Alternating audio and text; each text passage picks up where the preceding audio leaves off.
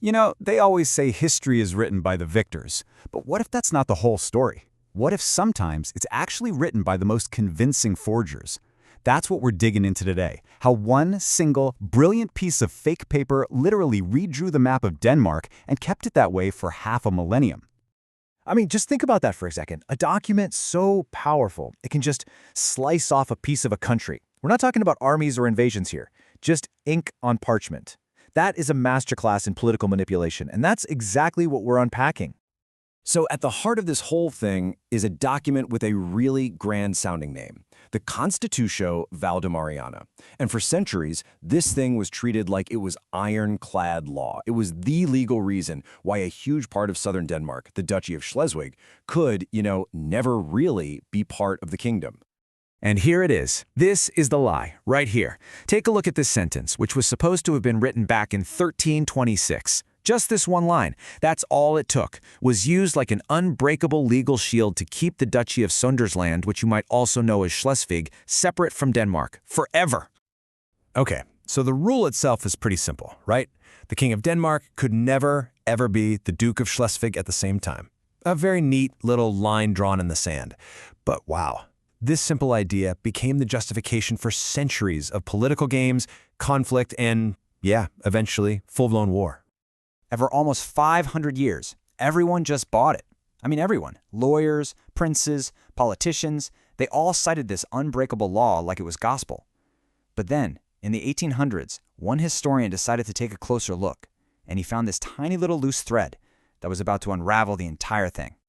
So, meet our historical detective, E.C. Werlauff. The year is 1848, and revolutions are just sweeping across Europe. While all that's going on, Werlauff is starting his own quiet revolution, but in the archives. He's the very first person to stand up and ask, out loud, hey, is this foundational document? Is it even real? His investigation really kicks off with just one number, 122. Now, what does that mean? Well, it turns out to be the first huge clue that something is very, very wrong with the official story. And this is where it gets really fishy. I mean, think about this for a second. You have a law that supposedly stops a king from ruling a key part of his own kingdom.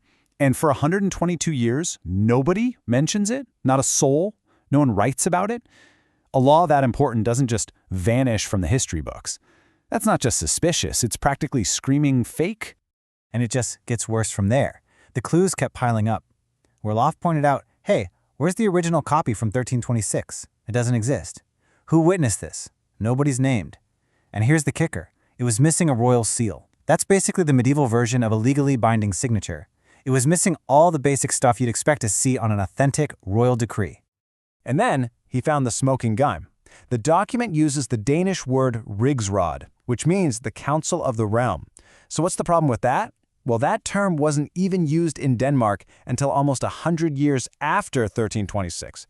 It's literally like finding the word smartphone in a document from the 1920s. It's a total dead giveaway. So let's recap, right? You've got this suspicious century-long silence, zero physical proof, and language that's literally from the future. The case against the Constitutio Valdemariana was becoming pretty much undeniable. This so-called ancient law was looking more and more like a very, very clever fake. And this timeline really just lays it all out. Look at that massive 122-year gap right after it was supposedly created. Total silence. Then, boom, the law just magically shows up in 1448 at the exact moment a German duke desperately needed something to back up his political claims. Come on, this isn't the story of a 14th century law. This is the story of a 15th century invention. So, you gotta ask, why fake a document in 1448? Well, the motive is just crystal clear. You've got this German noble, Duke Adolf of Holstein, and he wants to lock down his family's control over Schleswig permanently. So what better way to do that than to discover an ancient law that just so happens to do exactly what he wants? This forgery wasn't some historical accident. It was a political weapon, perfectly designed for the job. Now, Werlauff was the one who opened the case, but it was another historian, Christian Erslev, who absolutely slammed it shut. His research confirmed every single one of those suspicions. Erslev's conclusion was definitive. The document was a political fabrication, something cooked up by Duke Adolf's people back in the 1400s to push their own agenda. Case closed. But look, this isn't just some quirky historical mystery. This forgery had real and honestly devastating consequences that echoed for centuries. Because, you see, exposing a lie, that's one thing. But undoing the damage that lie has already caused, that's a whole different ballgame. For hundreds of years, this fake law was treated as absolute fact. It was the legal weapon used to keep Schleswig separate from Denmark. It was used to legitimize German political and cultural control over the whole region.